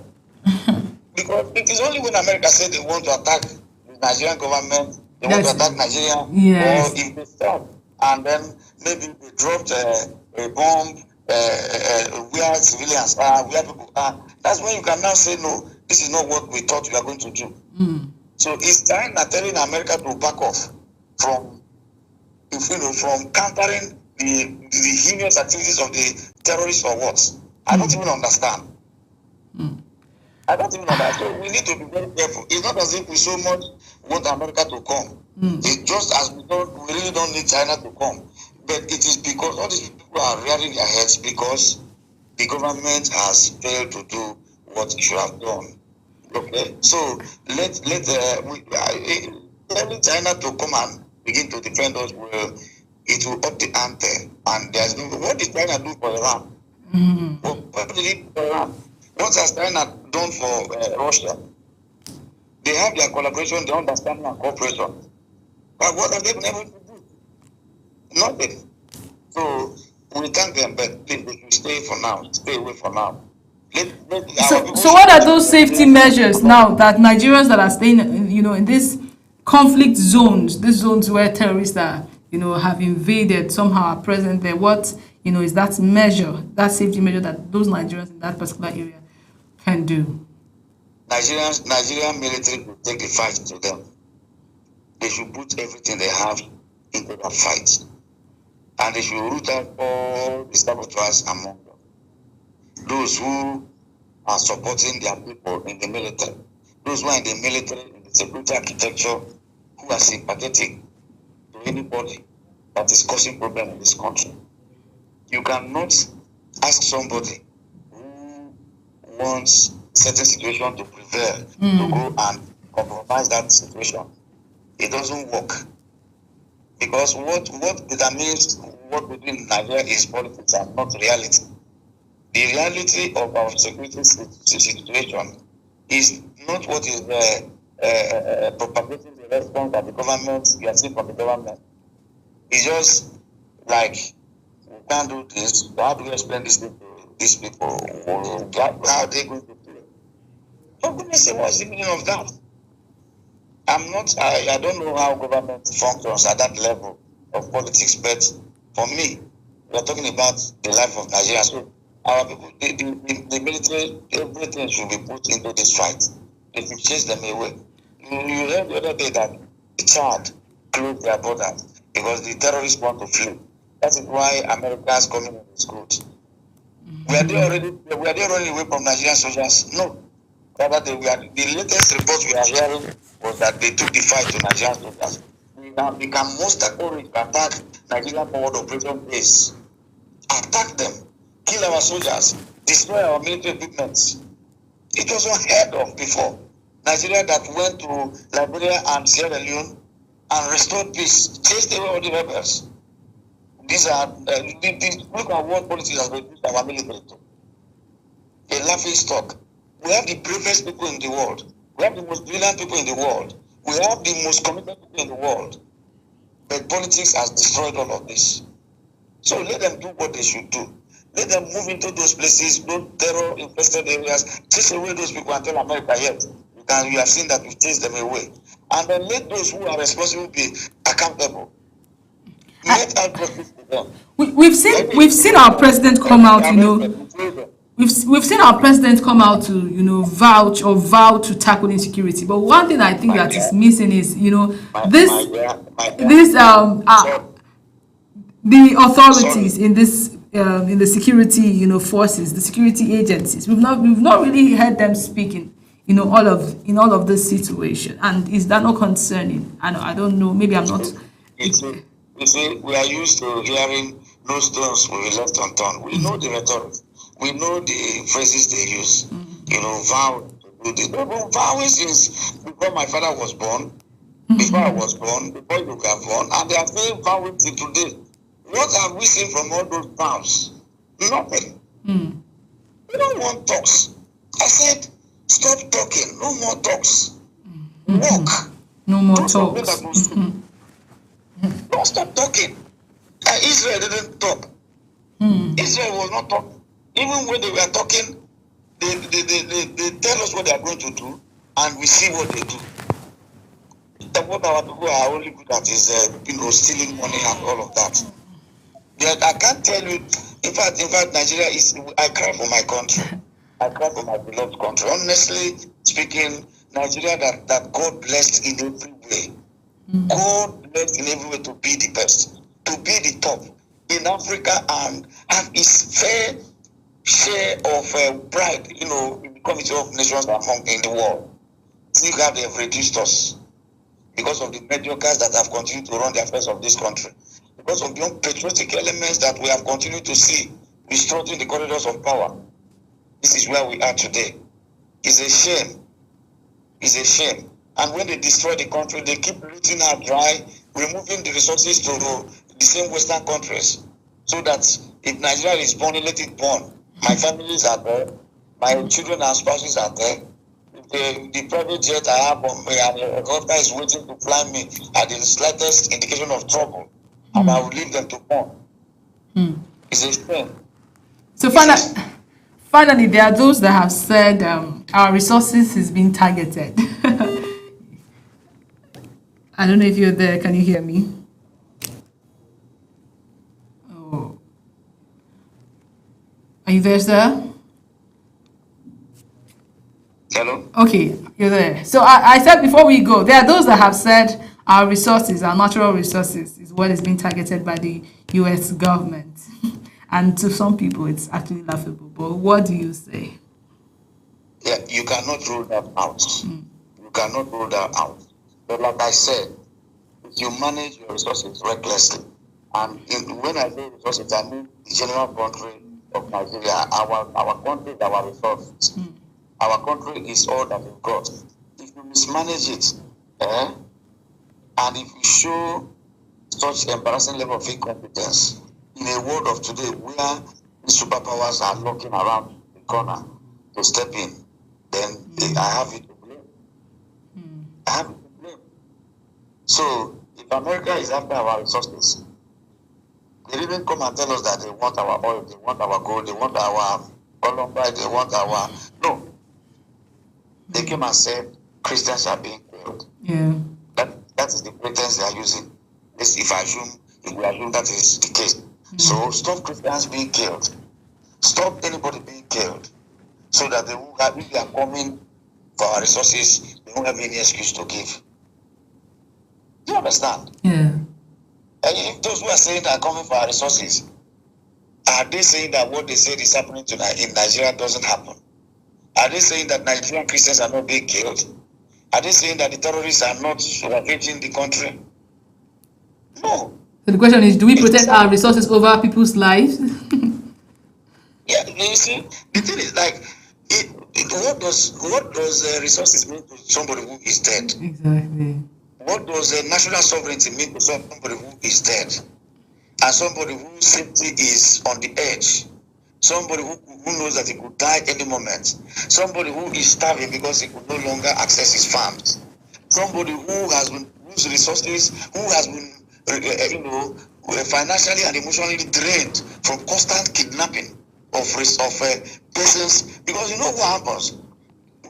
Those who suffer kidnappings tell you that they could continue to raise money every day to pay a ransom. That is a terror tactic to deplete their resources, render them poor, so that they will be unable to defend themselves. They can't even buy food, not to talk of buying weapons to defend themselves. Because each time they are kidnapped, they are demanded to pay millions, and they run around to borrow, to beg, to raise this money, and the cycle will repeat again and over again. Nigerian government should stop all of this. They should stop it. If they cannot stop it, then they shouldn't have issues with those who want to stop it. They should stop it. Because if you ask me, if my life is directly under threat, what concerns me is who is going to save me, who is going to secure me. It's not whether the person is a Nigerian or from the moon. If you are going to stop those who are killing me and my family and my people from killing us, we will welcome them. You won't be in Abuja and then you are saying that those who are being killed in their place, that America has nothing to do. And meanwhile, you are not in any danger. You can have they experienced it to say all of them, their families are in Abuja. Many of them don't go to their villages anymore. But there are people in those villages. Provide security for them so that you tell America there is nothing that is making you to come to this place. The people are interested in their lives. They want to live. They want to live. And somebody who is at the imminent of death, who sees death coming, will run. You will go and you will run to any place you can find shelter. It's a natural instinct, of man to run to safety and then to get close to those who can secure you. Even if you are a child, you start beating your child, maybe you want to discipline him or her. He will run to, for safety and take refuge somewhere with somebody. Who will intervene and say, madam, it's enough. You understand? Yes, sir. So, if we don't want America, let us not allow the things they have concluded to fester. It's not as if America, they are not there. America has not come to tell us how we must conduct our elections, even when we know that it is fraught with all sorts of infractions and all of that. They've not told us the laws to make and the laws not to make. They've not told us the projects to be executed in Nigeria. No. They only say stop killing these people. Stop killing them. And Trump is using his position as the most powerful man in the world, so to speak, and as a Christian to say this. All right. Do you understand? Yes, it's well noted. Yeah, you've spoken well. Thank you so much, sir. I think we'll draw the curtains here. The conversation is ongoing. As much as we can, we keep lending our voice until insecurity is tackled in Nigeria. I want to say a very big thank you to you for being on the program with us today. Thank you very much. It's been a wonderful time with you, as always. Do have yourself an amazing day ahead. Okay, so this is where we end the conversation on the state of the nation. We'll go on a quick break. Of course, when we return, we'll continue our conversation. Maybe we'll take it to another topic, but for now, just relax and don't go anywhere.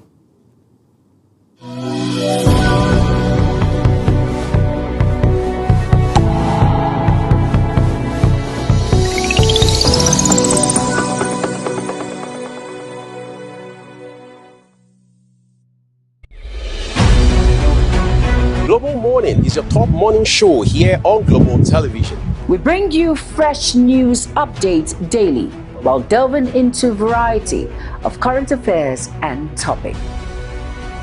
And at the same time, keeping you well informed about important events, both national and international. Global Morning serves as a valuable source of information, helping viewers like you start your day well informed. Stay connected from Monday through Sunday to a wide range of latest news making rounds on Global Morning. We're on the road to protest. And the president meets all of our demands.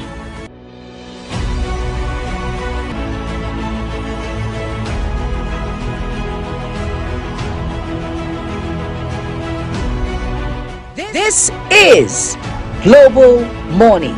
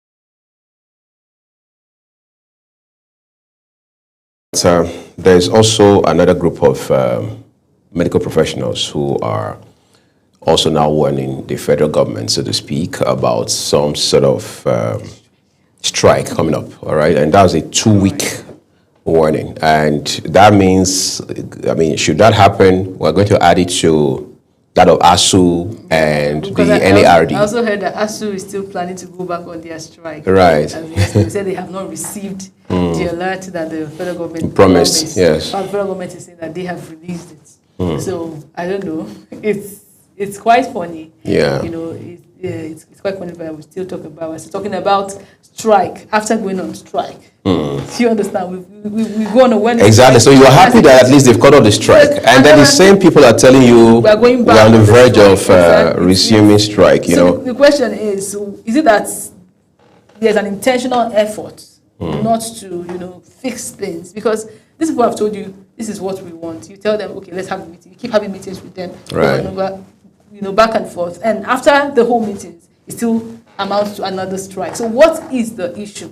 Are you saying that it's not possible for us to do this? Come out as the federal government and say, please, dear Nigerians, help us talk to your fellow residents. Help us talk to every doctor around you. Tell them that their demands are too much. We can't handle it.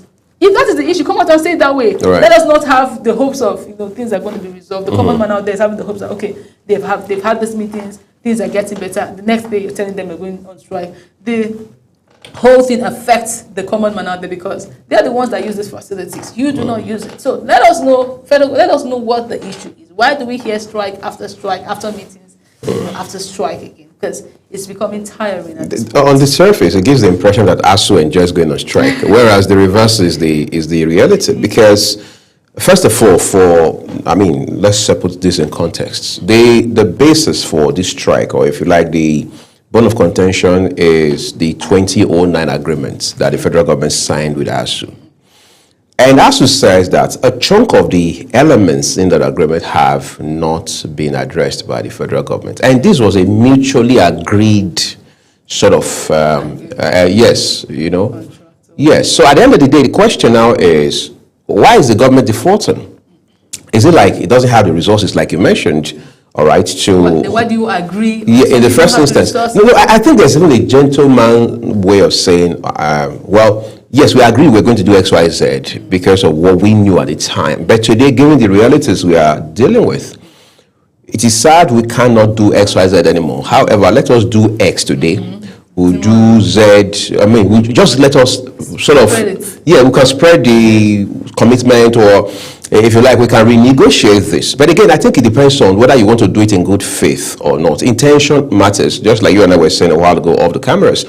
The motive behind an action sometimes is far more important than the action itself. But in all of this, a former governor, now senator, in fact, he is my senator, Adams Oshiomhole, once said that there's no such thing as abandoned projects. That if a governor, for example, because he was a governor at the time, right, he said to abandon a project, it's because that governor does not personally have interest in that project. Yeah. If he does, he will go to whatsoever length to bring that project to fruition, to complete it. So there won't be any such thing as abandoned projects. And he proved it.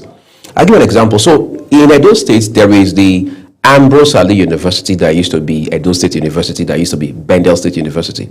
Now, that university had its own fair share of strikes, of course, ASU and all of that with the state government, issues around subvention and other administrative, political concerns and things like that. Those issues were not resolved for the most part. But Oshiomhole, in a few years, was able to build a university, well-equipped, standard university. We have even had some of the undergraduates from that school come here to do their industrial training. Now, what's the point of all of that?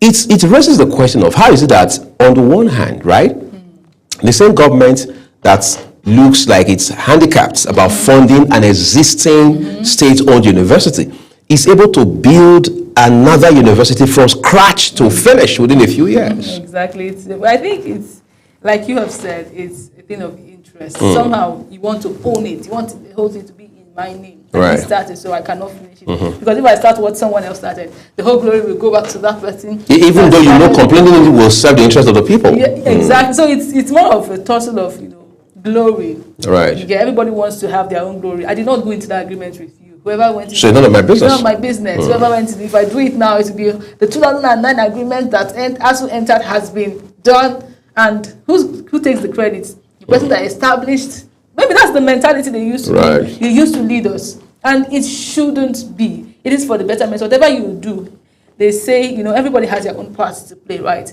What in the part with the whole part of the body, every part of the body has its own function. Right. And when this one is sick, when a particular part of the body is sick, the entire body is feels sick, feels it. So we should our leaders should rule Nigeria with that mentality. Whatever affects you, whatever you impute is for the betterment of even your children. It's for your own betterment.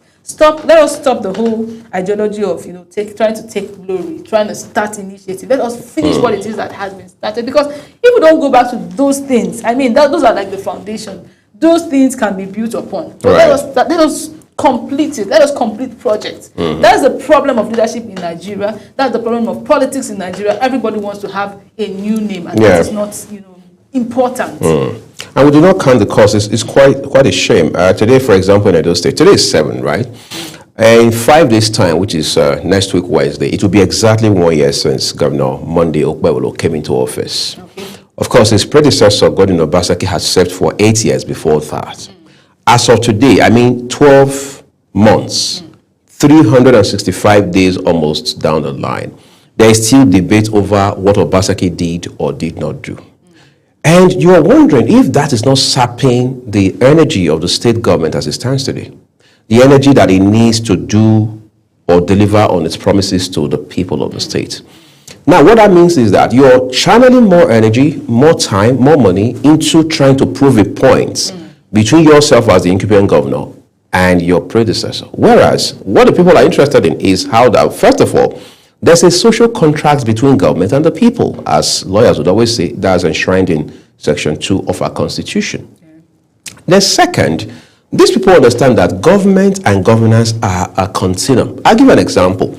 We have seen time and again, Priscilla, whether it's at the state level or at the federal level, where a new chief executive, whether the governor or the president comes into office, they even go back to prosecute people who had been indicted in financial crimes from even 2 administrations before them, or the immediate past administration. So why don't they say, well, it wasn't during my administration that this indictment came up, so I'm not interested. You follow up with that case. However, when it comes to contracts, whether with contractors who are building roads or those who probably have done a few projects here and there by way of maybe poverty alleviation for government, or even ASU and health workers, you say, no, that contract was signed 12 years before I even dreamt of becoming governor or president. Therefore, I'm not interested. We have to open a new page. We have to start from scratch. It doesn't work. And like then if that. that's the case, why not say it? Why not make it known? Right. Say it Instead of having to weaken the institutions. Exactly. Say it as it is. Okay, this contract, whatever it is that was signed, can we start something just like you mentioned earlier? Can we go into a new kind of agreement? At least, even if it's possible to even project your own, aspirations or visions or whatever it is, project it. Let it be an updated something. Because personally, I'm not even happy with the fact that there's a 2009 agreement, that is even outdated. For me, it's 2009 agreement is outdated. There should be a 2025 agreement. The realities have changed. The realities have changed. So let us stop talking about a 2009 agreement. Let's have a 2025 agreement. Where are we today? That should be the conversation, and not talking about things from the past. And whatever it is that you're bringing to the table, whatever it is that you're talking about, you understand. Then make it, let it have a plan. Let it have a time frame. Assign whatever it is. Let there be a clear plan for executing whatever it is that you want to execute. That way we can. These things are not difficult. Right. It is not difficult. Well, you can see the passion and emotion that Priscilla is bringing to this conversation. Well, let's take a quick break at this point. The rest of the show to conclude it returns shortly.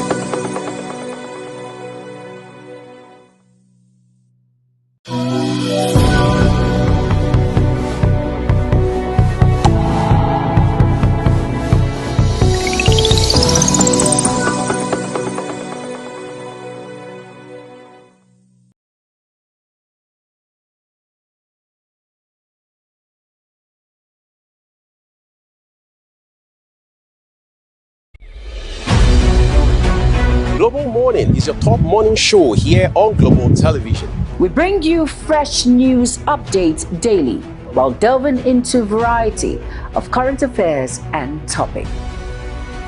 And at the same time, keeping you well informed about important events, both national and international. Global Morning serves as a valuable source of information, helping viewers like you start your day well informed. Stay connected from Monday through Sunday to a wide range of latest news making rounds on Global Morning. We're on the road to protest. And the president meets all of our demands.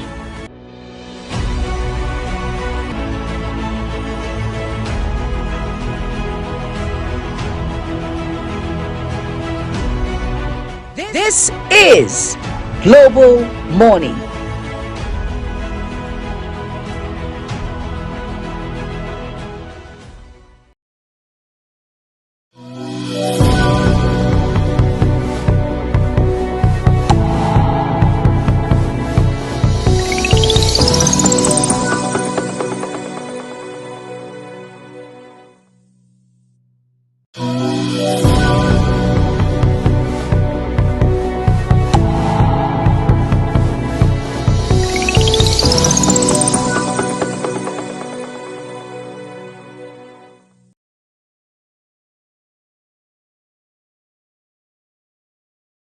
right. Well, beyond the issue of Nigeria versus the U.S., there's election in, well, let's just say barely 24 hours time now, because it's tomorrow, Saturday, the 8th of November, and that's in our backyard, in a manner of speaking, and we need to pay attention to that as well, because one, it has been said time and again that it will be a litmus test for Professor Josh Mupito, the chairman of Independent National Electoral Commission, who has been on the ground to also, have some sort of first-hand assessment for himself.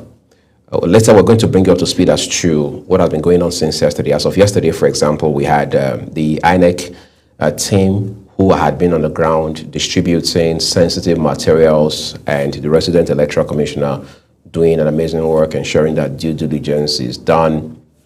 And then the media, as usual, not disappointing, following through with the development right there. Global Television is effectively on the ground in Oka and across Anambra State. And by tomorrow, which is the big day, 8th of November, we're going to have an entire broadcast dedicated to that election. So we can spotlight the variables for you and help you understand what exactly is going on there. The gladiators had long thrown their hats in the ring, the APC, the PDP, Labour, APGA, and the rest of them. As we always say, may the best man win. But what exactly are the issues in Anambra? Those are some of the important areas we're going to be highlighting for you as well. But again, when we have off-cycle election like this, it gives Nigerians the opportunity to pay more attention, because you are not so distracted with what's happening in this state or in that other state. And Anambra now is one election that people are saying, well, is going to help INEC convince Nigeria, right, as to whether or not they are ready to conduct free, fair, and credible elections in this country. The thing is, it's sad that some people do not even know that there's an Anambra election happening tomorrow. Why is that? I don't know. When I was growing up, when you see things like this happening, when there are situations or when there are events, like, elections happening, you see it on TV.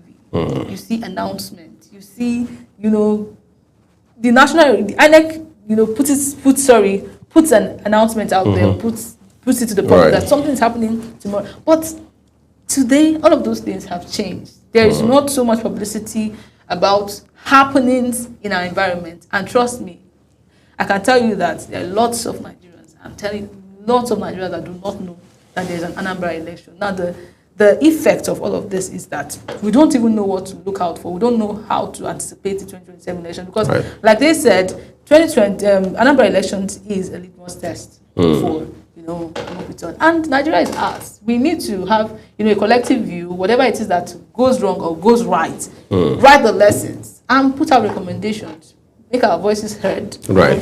Whatever it is that you have, whatever opinion you have, put it out there, because our collective opinion can actually make Nigeria better. But when we don't even know what is happening in the country, we don't even know how to draw our statistics, we don't know how to draw our opinions, we don't know how to put out our recommendations, because we are not well informed with the happenings around us, and this is really bad. So it has to change.